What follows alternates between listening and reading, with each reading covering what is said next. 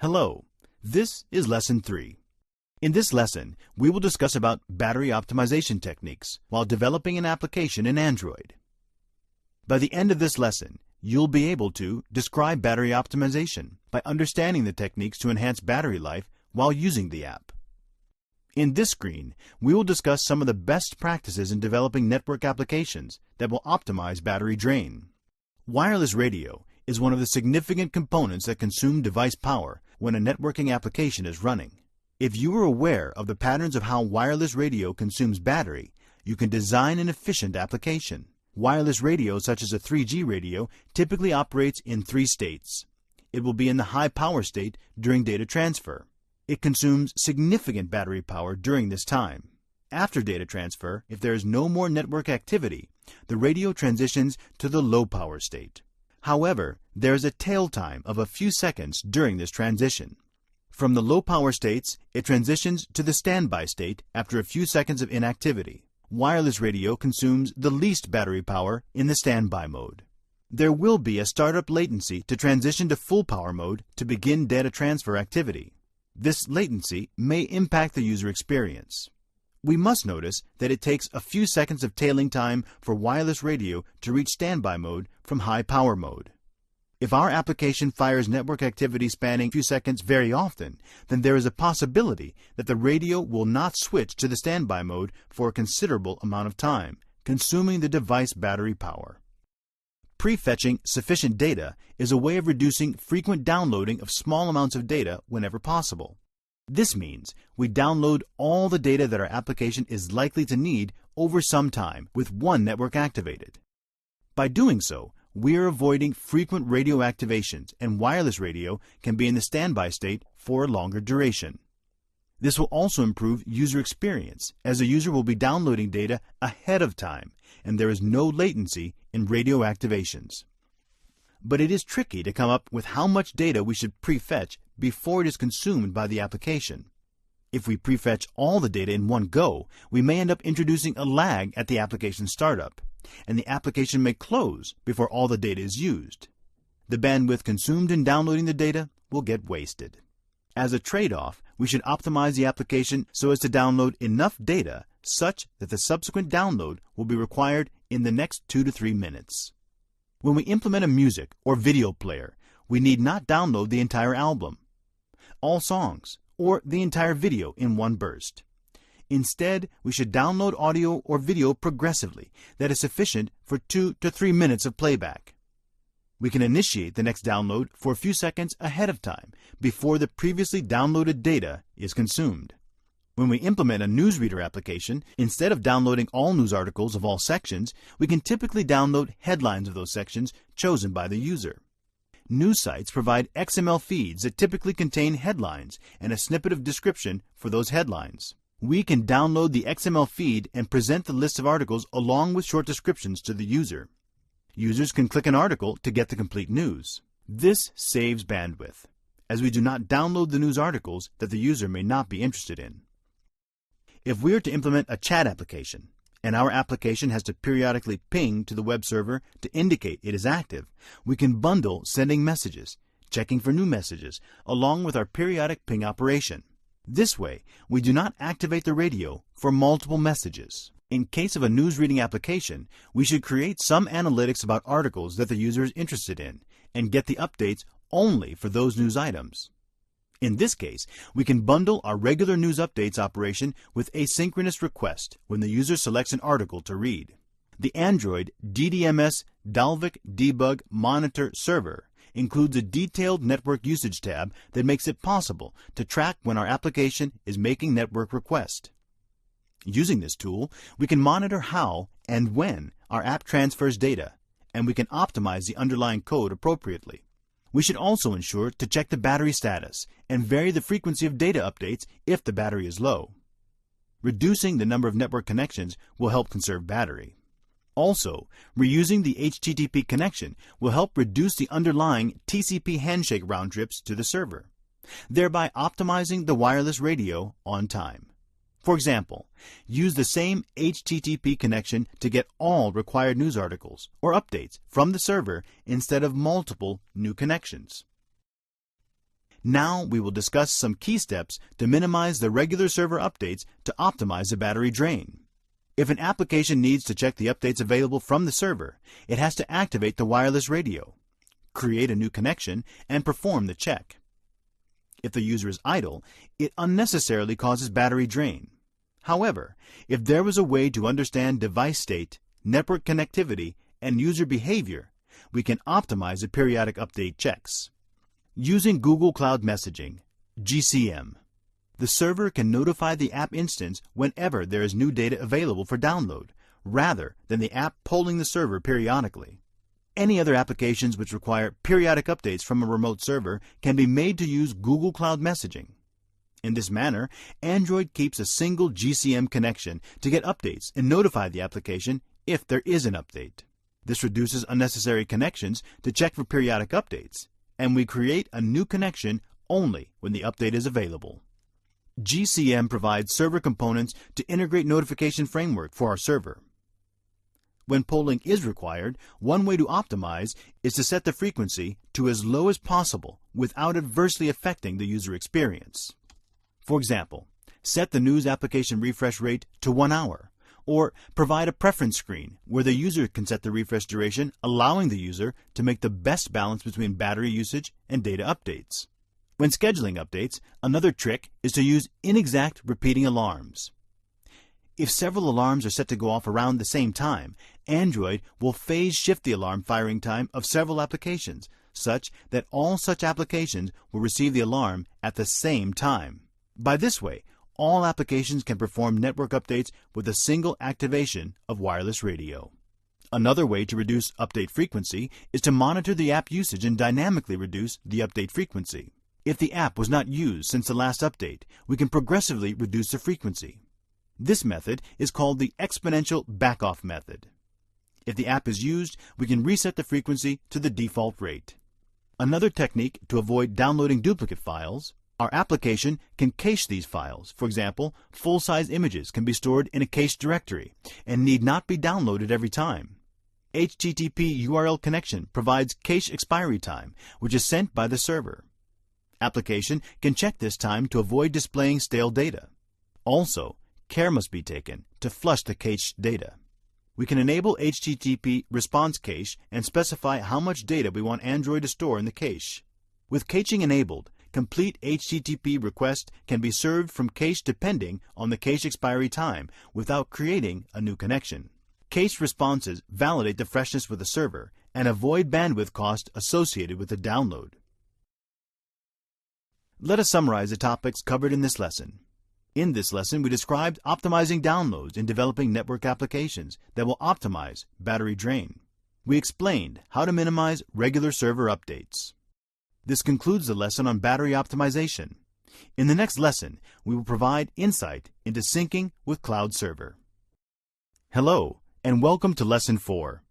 In this lesson, we will talk about syncing data to the Cloud Server in Android. By the end of this lesson, you'll learn to use Backup API to back up user data across multiple devices. You will also be able to transfer data using sync adapters. Let's begin with understanding the benefits of syncing. Users often customize the applications using available preference settings such as font size, background colors, themes, high scores in games, and many more. Preserving such data for users when they replace a broken device or upgrade to a new one is an important part of ensuring a great user experience. Google provides several APIs to back up user data on Google Cloud. When the user installs the application again on a new device or on a factory reset device, the application can download the user data and express the same look and feel and behavior which the user had preferred. There is a significant difference in how user data is backed up between Android Marshmallow and older versions of Android. Backup of user files is automated in Marshmallow. On older versions of Android, we have to write code to perform user data backups with Google Cloud. It is possible to design the application to support data backup such that it works seamlessly on devices running Android 6.0 and older versions. User data backup is completely automatic in Android 6.0. We don't have to write a single line of code to back up or restore the data. However, to protect users' privacy, The user must have opted in for Google Services Auto Backup while configuring the Google account on the device. The automatic backup feature preserves the data our app creates on a user device by uploading it to the user's Google Drive account. This data is encrypted, and Google provides automatic security for users' data. This data storage is free. Each app can store up to 25 MB. This should be sufficient storage for each application. Automatic backups occur when the following conditions are met: when the device is idle, when the device is charging, when the device is connected to a Wi-Fi network. Lastly, if the elapsed time is at least 24 hours since the last backup. However, apps can perform asynchronous backup on demand. Although Android 6.0 provides automatic backup and by default certain data files are excluded, automatically excluded data files are cache files in paths referred to by getCacheDir and getCodeCacheDir. Any file accessed by the app from external storage that is not in the path getExternalFilesDir and the files located in the path where getNoBackupFilesDir is referred. Often, all files need not be backed up, so we can specify the files that are to be excluded from the auto backup. To customize the backup behavior, we should declare the backup configuration XML file in the application manifest file. In the snippet shown, we are telling Android to look for user data backup configuration file mybackupscheme.xml in resource folder named XML. Next snippet shows a typical content of mybackupscheme.xml file. Include specifies a set of resources to back up. Instead of having the system back up all data in your app by default, if you specify an include element, the system backs up only the resources specified with this element. Data specified in exclude are not backed up, which are file. Specifies the resource in the directory returned by the getFilesDir method. Database. Specifies to databases in the directory returned by the getDatabasePath method. SharedPref. Specifies shared preferences object that the getSharedPreferences method returns. External. Specifies the resource in the external storage directory returned by the getExternalFilesDir method.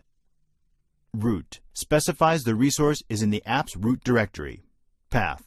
Specifies the file path to a resource that you want to include in or exclude from backup. You can choose to prevent automatic backups of any of your app data by setting the Android:"allow backup" attribute to false. This will disable auto backup completely. In this section, we will discuss how to support user data backup for Android OS 5.1 and lower while supporting automatic backup on devices running Android 6.0. Most important is to register for the Android Backup Service in the Google Backup Service registration portal, the link for which is provided here. We have to provide your application package name, for example, com.simplylearn.demo.backupdemo. Then add metadata tag to application manifest and include the key returned by the Backup Service registration portal. Metadata Android:"name equals com.google.android.backup.api_key Android:"value equals reg key /.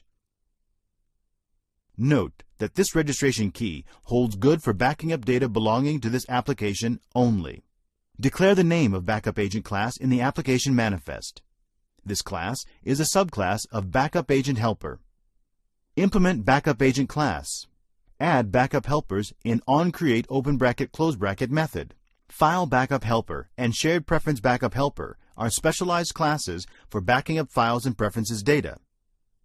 After we create the helper and point it to the data we want to back up, we can just add it to the Backup Agent Helper using the Add Helper open bracket close bracket method, adding a key which is used to retrieve the data later. Note that we need to create one type of helper for all files of the same type. For example, one file backup helper is sufficient to back up any number of files. We can pass multiple file names to the file backup helper constructor. Whenever we decide to back up user data, we have to create an instance of the backup manager and call its data changed open bracket closed bracket. Typically, user data is restored automatically when the app is installed on a device. However, if there is a need to trigger a manual update, Call Backup Manager's Request Restore method. In this section, we will discuss Android Sync Adapter Framework that keeps data in our application in sync with the data on the server. For example, if you are implementing a weather app, you may want to download the most current data to the app from the server. In case of an email app, you want to download newest messages from the server. In some cases, users may find it easier to enter and edit email in a web interface and then have that draft email available on their mobile device. It also helps the application start faster by loading the locally available data rather than waiting for new data to be downloaded every time the activity is loaded. Although you can create your own syncing code, a sync adapter optimizes network transfer by coordinating the synchronization operation across multiple applications. The sync adapter framework assumes that our sync adapter transfers data between storage device associated with an account and server storage that requires login access. We should create an authenticator as part of sync adapter. This component plugs into the Android accounts and authentication framework and provides a standard interface for handling the user credentials such as the login information.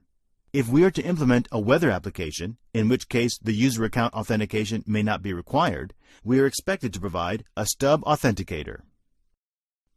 If we want to implement a sync adapter framework into our application, we have to implement following components: account authenticator, content provider, sync adapter class, account authenticator.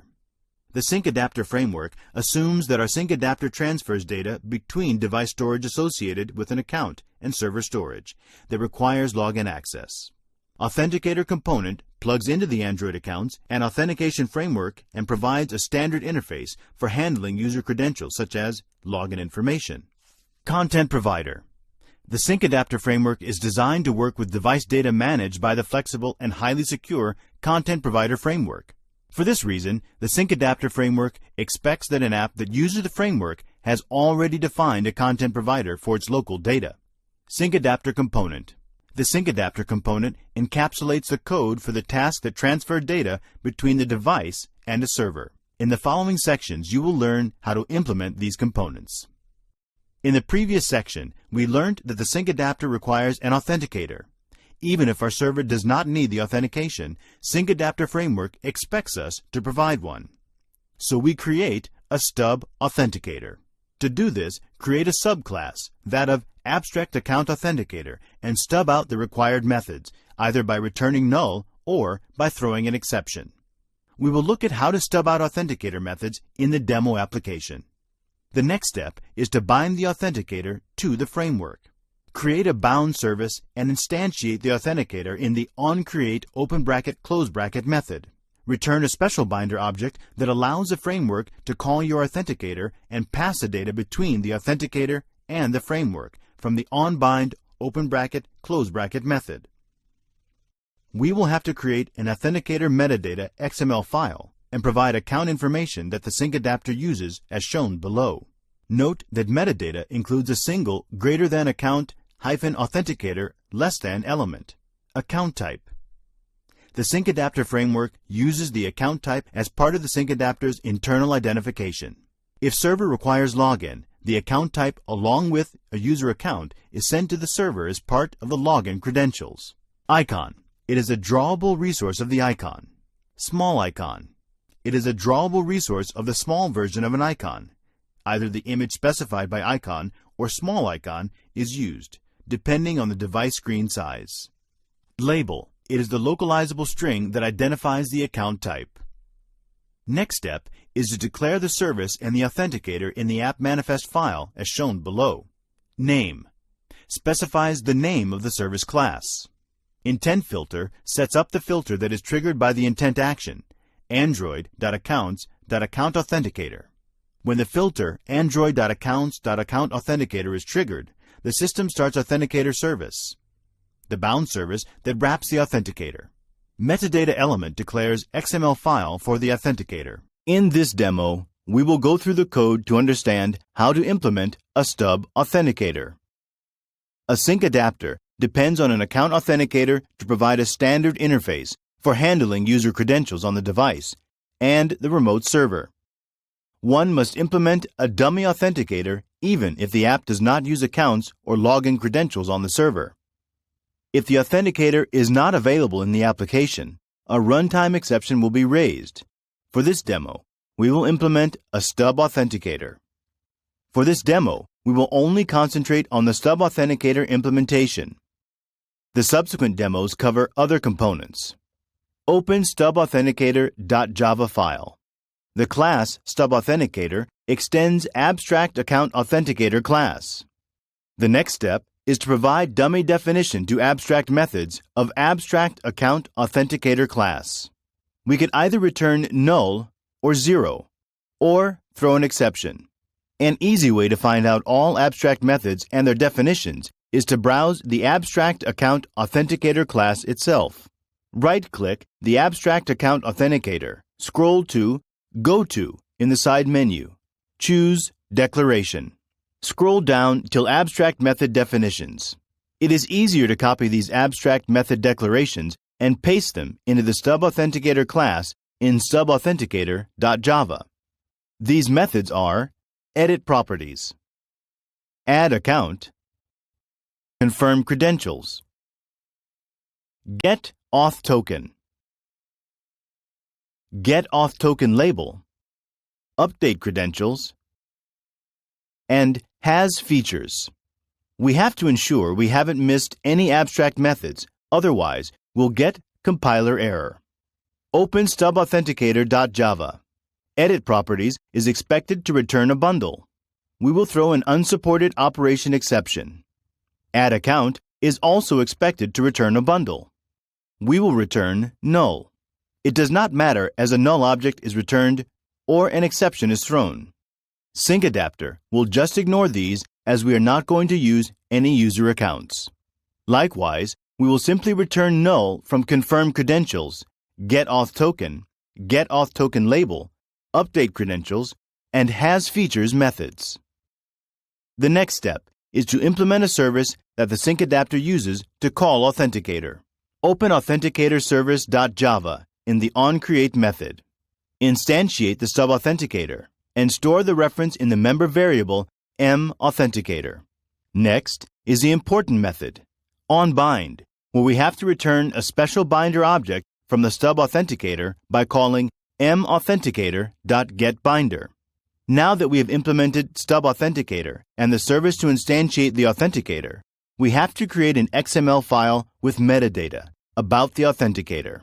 Open authenticator.xml in the XML resource folder. The metadata includes information about the account type that the authenticator will handle. Even though we will not use user accounts, we have to provide a dummy account type in the metadata. We have provided an account type, an icon for the account, and a label that will show up for the account. Let's open the strings.xml to check the values used in the authenticator.xml. We have declared Simplilearn.com as the account type and the app_name as the name of the app. Finally, we have to declare the authenticator service in the manifest file. Open androidmanifest.xml file. The manifest file has a whole lot of information declared. We will concentrate only on the details pertaining to Authenticator and Authenticator service. Other contents of the manifest file will be explained in subsequent demos. We have added permissions to access Internet and check network state by adding android.permission.internet and android.permission.access_network_state. Scroll down to see the declaration of stub authenticator service. Name is the fully qualified name of the class that implements the authenticator service. The intent filter element sets up the filter that will be triggered by the intent action, android.accounts.accountAuthenticator, which will be sent by the Sync Adapter framework to run the authenticator.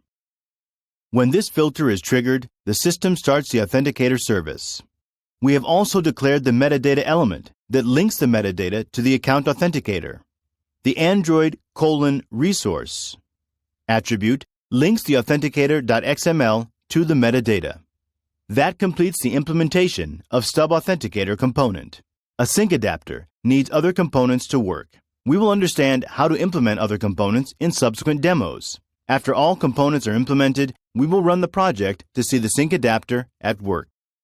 The sync adapter framework is designed to work with device data managed by the flexible and highly secure content provider framework.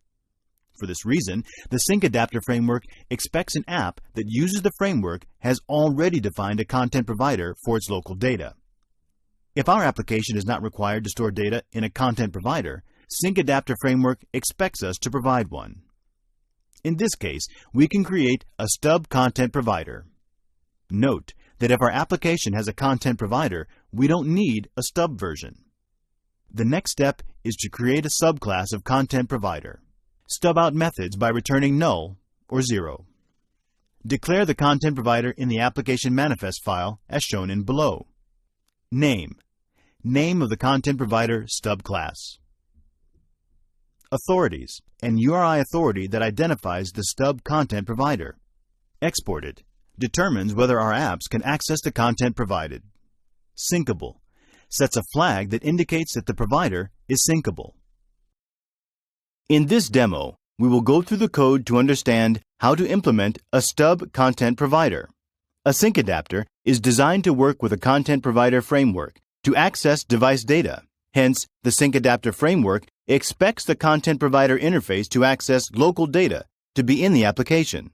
When the framework runs a sync adapter in the app, if the content provider is not present, it causes a runtime exception and the application crashes.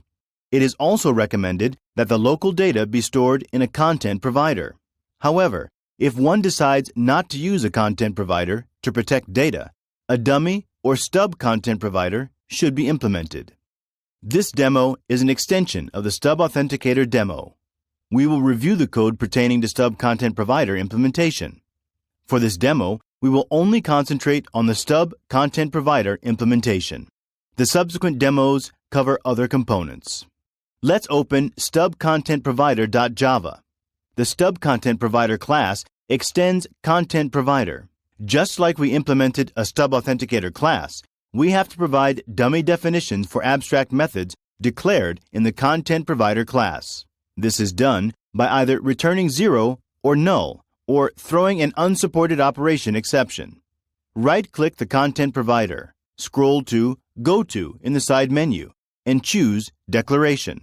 This class is very large, and it is easier to search for abstract method definitions. Searching through the file for abstract definitions, we find onCreate, Query, getType, Insert, Delete, and Update methods as declared abstract.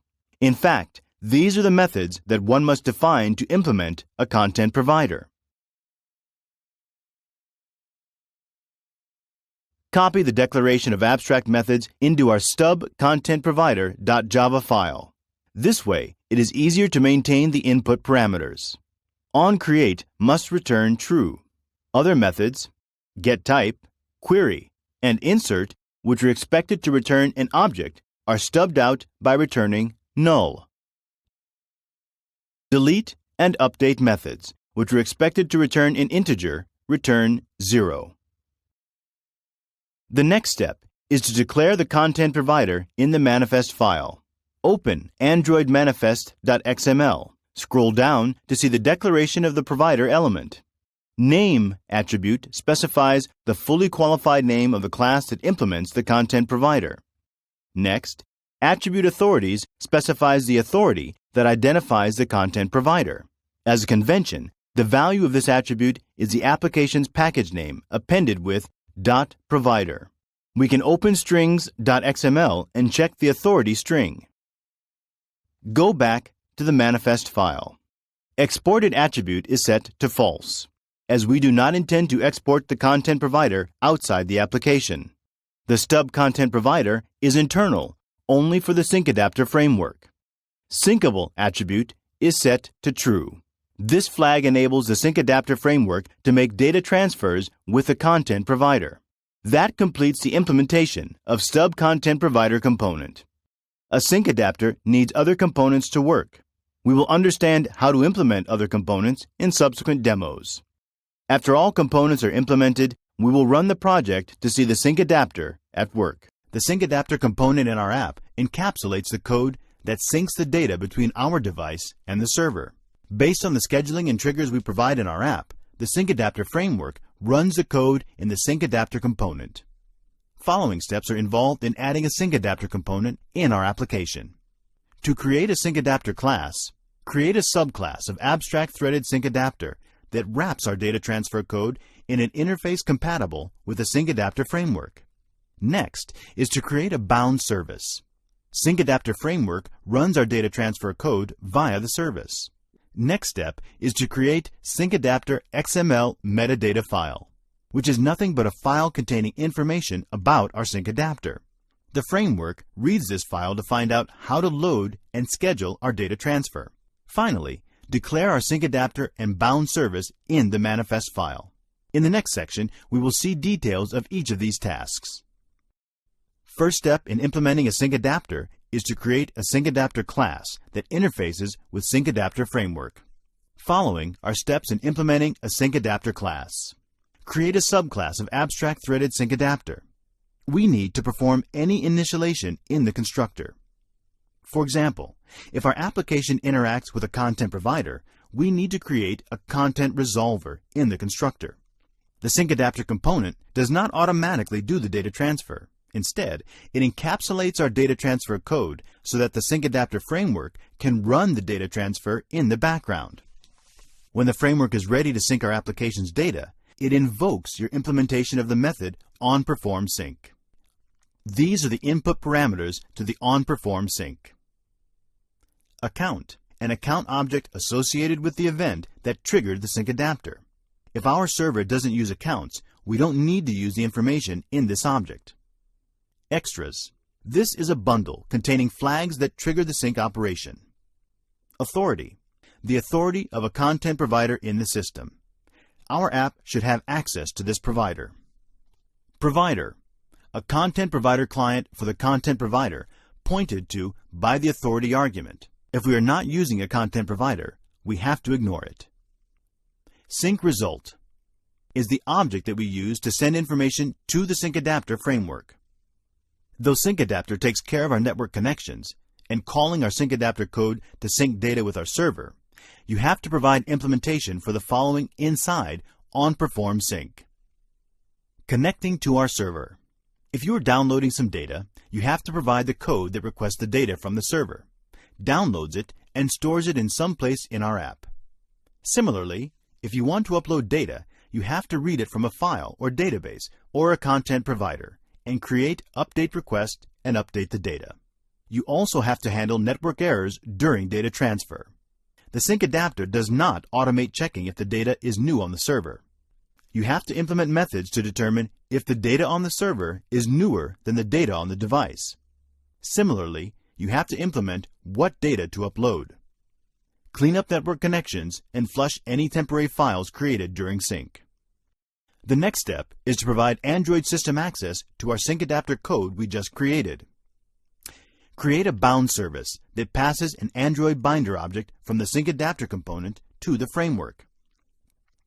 Framework invokes the onPerformSync method using this binder object. We will have to create a singleton object of Sync Adapter in the service's onCreate method. Remember to create the singleton in a thread-safe manner.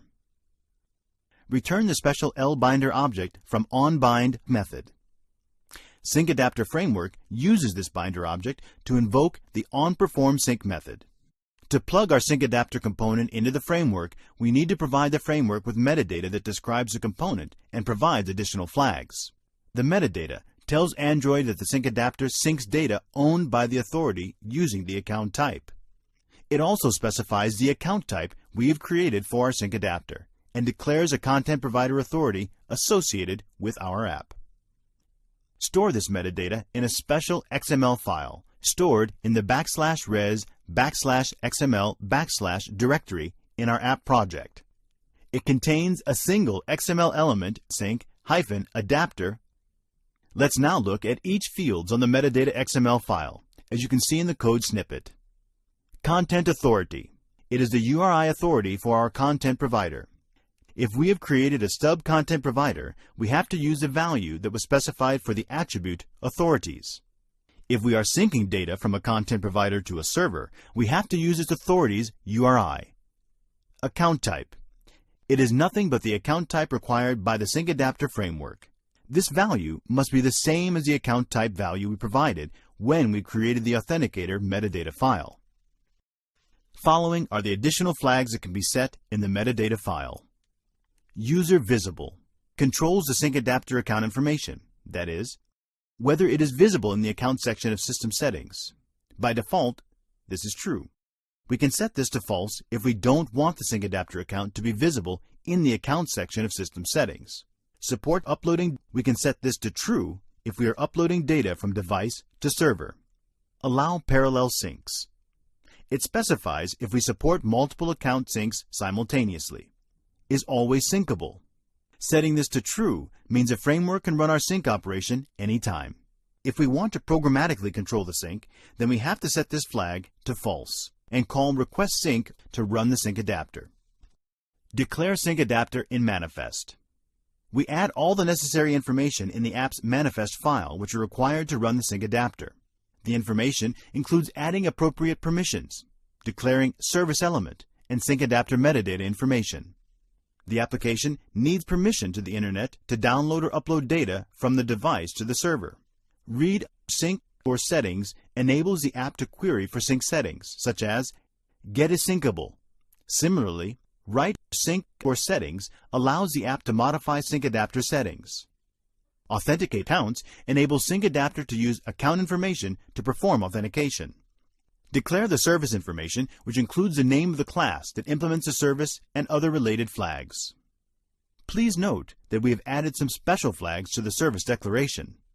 The intent-filter element sets up a filter that's triggered by the intent action android.account.syncadapter sent by the system to run the Sync Adapter. Process equals sync tells Android to run the service in the global shared process named sync. If you have multiple sync adapters, they all can share the same process to reduce overhead. Metadata element specifies the metadata file for the Sync Adapter. Sync Adapter 4.3. In earlier demos, we understood how to implement a stub authenticator and stub content provider components to support the Sync Adapter framework. In this demo, we will understand encapsulating data transfer code that the Sync Adapter framework can execute. We have to implement a Sync Adapter class to encapsulate data transfer code. Next, we have to implement a bound service that runs the code in the Sync Adapter class. This service is similar to the service that runs the authenticator that we went through in an earlier demo. After implementing this code, we have to create a metadata file with information about the Sync Adapter. Declare the bound service in the manifest file along with the metadata. Let's review the code. Open the syncadapter.java file. The Sync Adapter class extends the abstract threaded Sync Adapter class. Abstract threaded Sync Adapter provides functionality to spawn a thread to perform a sync operation.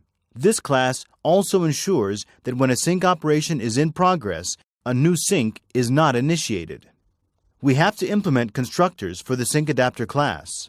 Inside the constructor, we initialize any member variable as needed. In this case, we store the app context for future use.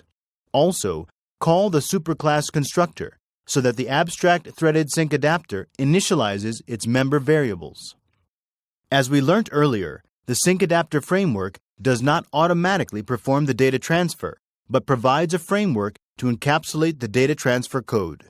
In other words, the data transfer code is written inside the onPerformSync method.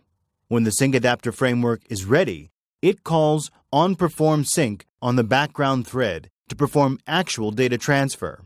The main application does not directly call this method. In general, the following functions must be implemented in the onPerformSync method.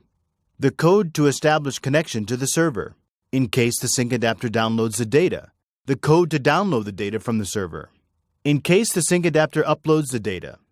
The code to upload the data to the server. The code to access data. The data may be stored in a content provider or in any other storage. Cleanup such as closing connection with the server, setting flags in the sync result object, and so on. let's review the parameters passed to the onPerformSync method. Account is the account associated with the event that triggered the data transfer. It contains login credentials required for remote server. If the server does not use login credentials, the account is ignored. The next demo will show you how to create an account and use it for sync operation. Bundle is the bundle object containing any extra parameters associated with the event. Authority is the authority of the content provider of the system. We declared authority of the stub content provider in the manifest file. Let's open the manifest file for a quick look at the content provider declaration and authority. Authority is generally declared as a string with the application's bundle ID appended with .provider. In our example, it is declared as com.simplylearn.syncadapterdemo.provider. We ignore the provider parameter as we are not using a content provider for the demo. Provider is the content provider client for the content provider identified by the authority argument. A content provider client is a lightweight interface to a content provider with all the interfaces of a content resolver. If the sync adapter uses a content provider to store data, this lightweight interface can be used. In our case, we ignore this parameter as we are not using a content provider for the demo. Finally, result is the sync result parameter that can be used to send information to the sync adapter framework.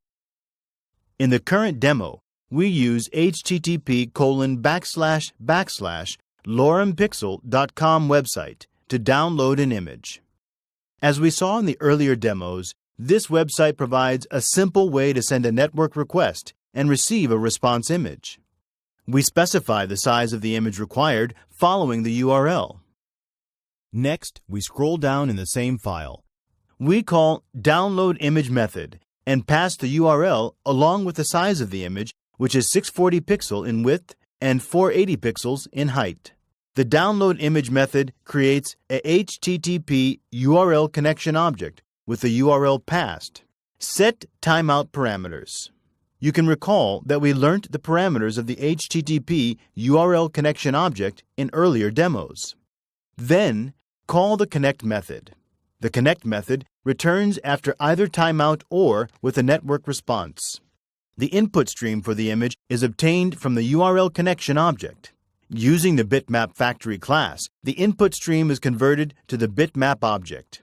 The input stream is closed after completing the operation. The bitmap returned by the downloadImage method is stored in the static variable imagestore.currentImage. We use a static class to store the image. This is where a content provider or a database or any other storage can be used to store the synced data.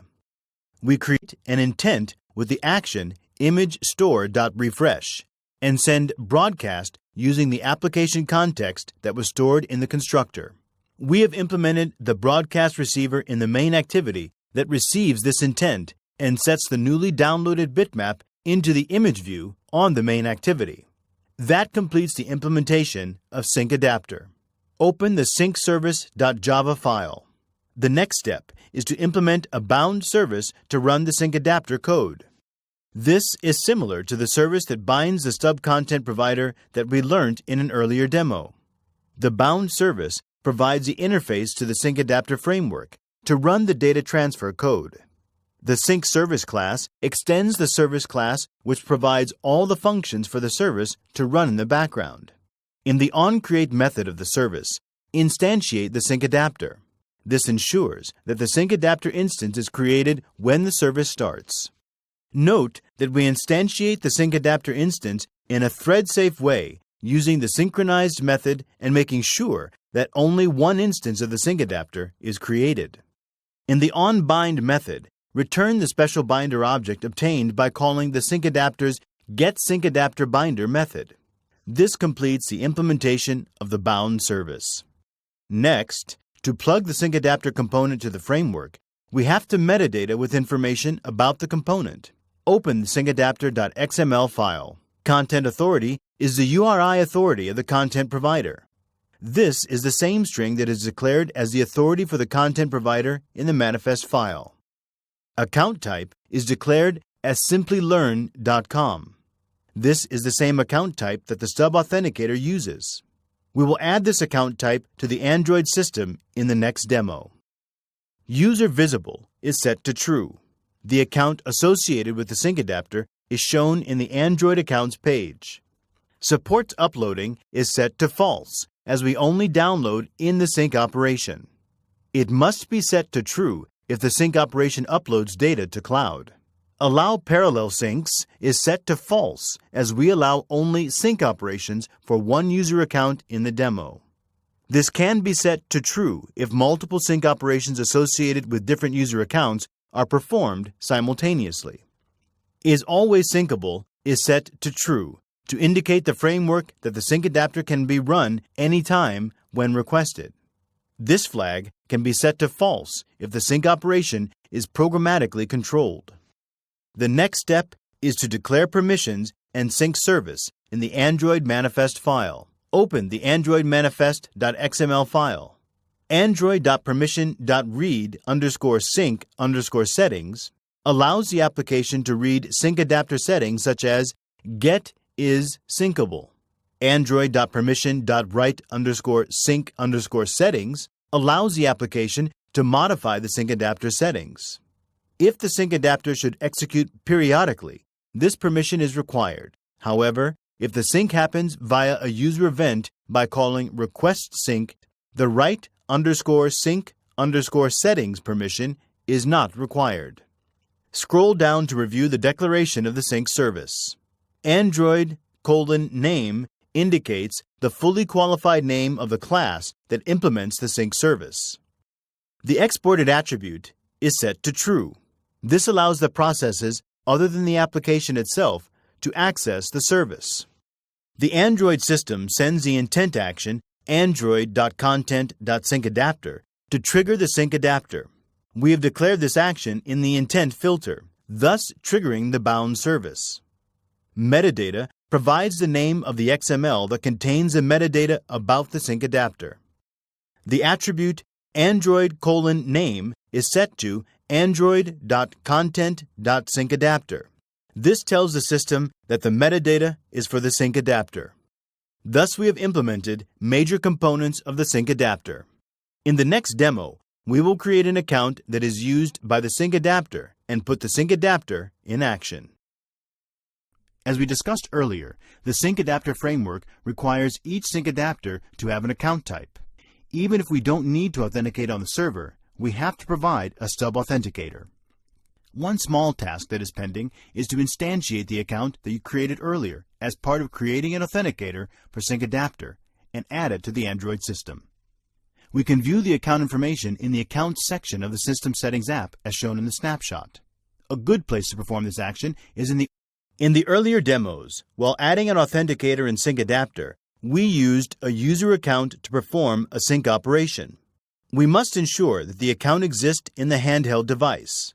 When the main activity starts, in the onCreate method, we add the account to the system. The account is created and added to the system if it does not exist already. If the account already exists in the system, it is ignored.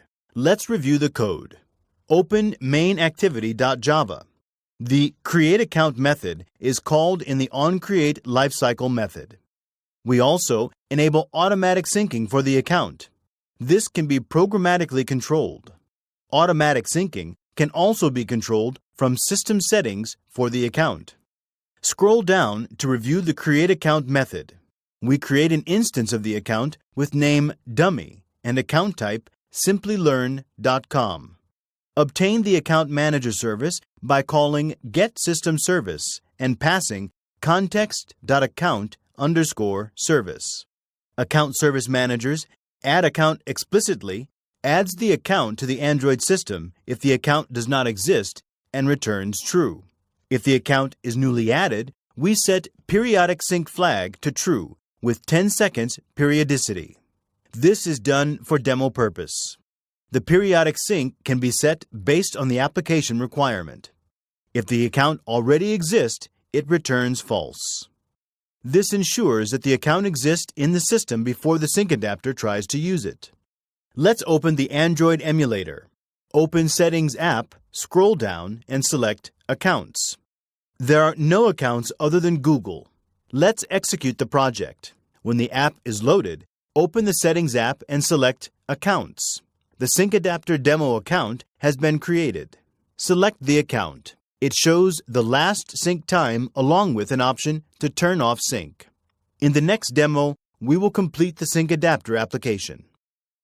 So far, we've created a Sync Adapter class, a service to run the Sync Adapter, a stub authenticator, and a service to perform authentication. Now that the Sync Adapter is ready, we have to know when to run the Sync Adapter. Possible options are when server data changes. Run the Sync Adapter when the server sends a message indicating that server data has changed. We can implement Google Cloud Messaging Service instead of polling the server. Google Cloud Messaging, GCM, provides server and device components that makes efficient server notifications. Implement a broadcast receiver. In the onReceive method, if we detect a server notification, call contentResolver.requestSync account, authority, null. Account and authority are discussed while creating account and stub content provider. When device data changes. Run the Sync Adapter when the device data changes. This is straightforward. If we implement content provider, it is even simpler to detect data change. If our application uses a real content provider, we can create a content observer and register it with Content Resolver. When the system sends out a network message. Run a Sync Adapter when the Android system sends out a network message. This can be done by calling Content Resolver's setSync automatically. Parameters to this method are explained in previous sections. At regular intervals. Run Sync Adapter at some chosen regular intervals. This can be done by calling Content Resolver's addPeriodicSync method. Parameters to this method are discussed in previous sections. Sync_interval is time in seconds. On demand. Run Sync Adapter in response to user action. For example, provide a refresh button to the user. Call requestSync method in response to the user's clicking the refresh button. So far, we have implemented a stub account authenticator in service, a stub content provider, a Sync Adapter, and the bound service. We also created the account using a Sync Adapter. Let's review the user interface and other methods of main activity. Open the activity_main.xml file. This provides the layout and view for the main activity. We are using a vertically oriented linear layout. Inside the container linear layout, two linear layouts are added. The first linear layout contains an image view. This image view will display the downloaded image. The second layout contains the Refresh Image button. On Refresh Image is the event handler. Open mainActivity.java. In the onCreate method, we add the account that we learned in an earlier demo. Next, we obtain the image view reference to update the image later. A broadcast receiver is added with the intent filter ImageStore.refresh. Scroll down to review the onRefresh Image method. This method is called when the user touches the Refresh Image button. In this method, we call RefreshSync, which causes the Android system to send an intent with action, Android.content.syncAdapter. This instantiates the sync service, which in turn creates the Sync Adapter and executes on-performance sync. Scroll down to review the broadcast receiver. OnReceive is called when the Sync Adapter sends the ImageStore.refresh intent action. In the OnReceive method, we update the image view with the newly downloaded image. Let's execute the project. You can see in the log window that the periodic sync is downloading the image without any user action. If an immediate sync is required, touch the Refresh Image button and a new sync will be performed. This concludes the Sync Adapter implementation, which includes implementing components, a stub authenticator with its bound service, a content provider, and a Sync Adapter with its bound service. Let us summarize the topics covered in this lesson. In this lesson, we explained the process of syncing to the cloud. We described auto backup in Android 6.0 Marshmallow. we learned to support older versions of Android in syncing data. We defined sync adapters, its components, and demonstrated how to create a stub authenticator. We described stub content provider. We demonstrated how to create a sync adapter and declare it to the manifest. And lastly, we explained the possible options to run the sync adapter. This concludes syncing with Cloud Server. Hello, and welcome to Lesson 5. In this lesson, we will talk about using Volley for network data interaction. By the end of this lesson, you'll learn to define sending simple requests, describe setting up request queue, explain how to make a standard request, and demonstrate how to implement a custom request. In this module, we will discuss an open-source HTTP library called Volley. Volley is an HTTP library that makes networking for Android apps easier, faster, and efficient. However, Volley is not available in the standard Android SDK. It is developed as part of the Android open source project. One has to download the source code, build the library, and add it to their project. Some of the benefits of Volley are as follows. Automatic scheduling of network requests, which means the process of handling and scheduling network requests can be automated. Multiple concurrent network connections. We can have parallel network connections, which benefits the user and the developer. Transparent disk and memory response caching. This allows for quick reloading of data. Transparent cache ensures that the caller is not aware about the existence of the cache, as the cache is implemented automatically. We have the possibility of disabling the cache. Support for request prioritization. This means that we can load the content based on the priorities. Cancellation Request API, by means of which we can cancel a single request, or can set blocks or scopes of requests to cancel. Once canceled, we are assured that our response listener is not called. And finally, Volley provides out-of-the-box support for raw strings, images, and JSON parsing, so that way we can concentrate on implementing core logic. Remember that it is not suitable for large downloads or streaming. As discussed earlier, Volley is not available in the standard Android SDK. We need to download Volley source code from Git repository. If you don't have Git, it is recommended to install Git.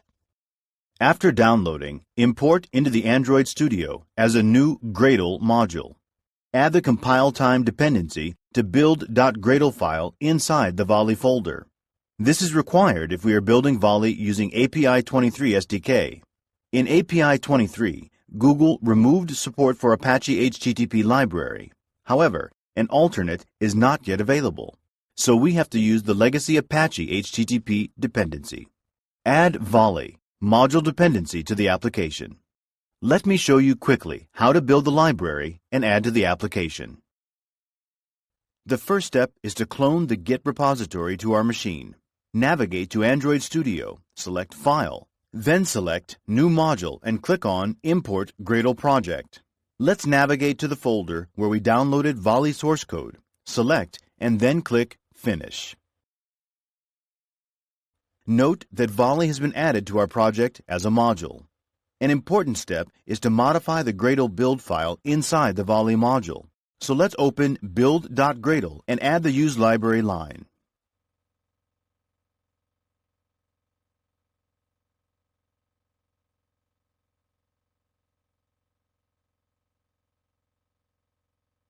The next step is to add Volley as a dependency to the project. Go to Android Studios, select File, select the project structure, and click on Dependencies. Add Volley as a module dependency.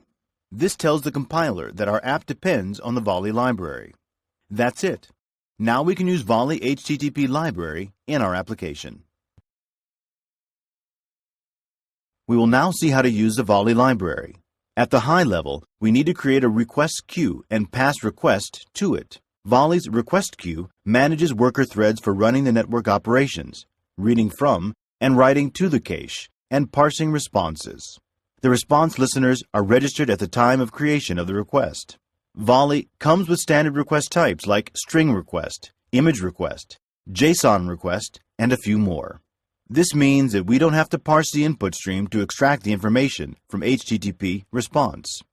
Volley library handles parsing for standard request types. Parsed responses are delivered via listener call method on the main thread. This makes updating the user interface very convenient. To cancel a request, call cancel open bracket close bracket on the request object. Volley guarantees that our response handler will never be called. We can simply cancel all requests in our activities on stop method and need not even check if the activity is not null in the response handlers. We will look at how to set up a request queue and perform network request. We will create an image request from the URL http://lorempixel.com, which gives random images of the requested size. We update the activity's image view when the response is received. Next, open the Android manifest.xml file. In the application manifest file, we have declared permission to access android.permission.internet. The Volley library has been set up as shown in the previous sections. The image view is added to the main activity's layout. Let's open the XML file, and a reference to this view is stored in the activity. Let's go back to the Java file. We create a request queue using volley.newRequestQueue by passing the activity's context. Next, we scroll down in the same file. Image request is created by passing the URL and response listener and error response listener. As the name indicates, response listener passes the processed bitmap image in the onResponse method. We update our image when called. Error listener handles any network errors encountered. Finally, the response is added to the queue. Execute the application and you can note that the image is loaded on the activity. Now let's understand how to set up a network queue.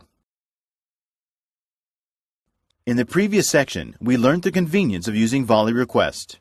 If we want the request queue to be available throughout the application and not just an activity, then it is possible to set up our own request queue. A request queue needs two things: a network to perform transport of the request, and a cache to handle caching. Volley libraries have built-in caching and basic network implementations. Disk-based cache class provides standard caching storage. Basic network class provides required network stack. Instantiate the request queue from the application context so that the request lives till the end of the application. We need not worry about request when the activities change. Create the request queue as a singleton object so that it makes the network operations efficient. A singleton instance of a request queue can be implemented in many techniques. The recommended approach is to implement a singleton class that encapsulates request queue method and other Volley functionalities. Volley supports standard request off the shelf along with convenience methods to help manipulate the downloaded data. Let us talk about each standard request. String request specifies a URL and receives a raw string in response. Image request specifies a URL and receives an image in response. Also provides convenience features like specifying a size to resize. Its main benefit is that Volley's thread scheduling ensures that expensive image operations such as decoding and resizing will happen automatically on a worker thread. JSON object request specifies a URL and gets a JSON object. JSON array request specifies a URL and gets a JSON array in response. Image loader is a helper class that handles loading and caching images from responses. It provides in-memory caching, which performs faster than disk-based I/O caching. It performs response coalescing, which means it fuses several image responses together and delivers them simultaneously. This improves performance and prevents flicker. Let's now understand how to implement a custom request. It is possible to create custom requests if parsed data is different from an image, JSON, or plain string. Off-the-shelf available requests are sufficient for most of network operations. Extend the request greater than t less than class, where greater than t less than represents the type of parsed response the request expects. Implement the abstract methods parse network response and deliver response. In the code snippets shown on the screen, parse network response receives the response from Volley framework. We can convert the response to the needed format. Deliver response calls listeners on response method on the main thread and passes the custom type response. In the next demo application, we will show how to create a custom request. In this demo, we will go through a custom Volley request implementation. The custom news request overrides the request class. In the parse network response method, we extract the XML string and pass it on to Simply XML parser to parse. XML parser returns a list of title and descriptions, which are returned to the activity. Note that Java generic class type is used in all interfaces. We have to convert the parsed and processed data into the appropriate type. This is an important task in creating the custom request. Simply XML parser converts the list into the generic type. In the main activity, the request object is created and added to the queue. In the onResponse callback method, we categorize it back to correct type from the generic type and update the view with news details. That's all about implementing Volley request. Let's execute the demo, which is a result of what we just learned. Let us summarize the topics covered in this lesson.